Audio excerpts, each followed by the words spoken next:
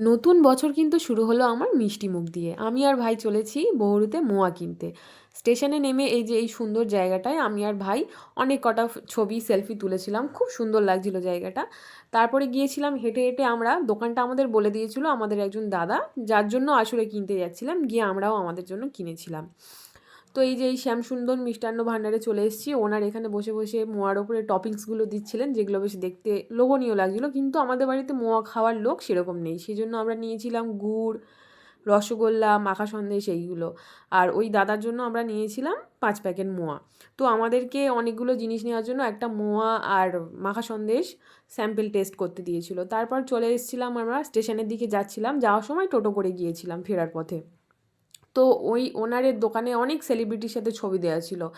তারপরে বাড়ি এসে সব জিনিসপত্রগুলো দেখালাম। তো সবাইকে নতুন বছরের অনেক অনেক অনেক শুভেচ্ছা।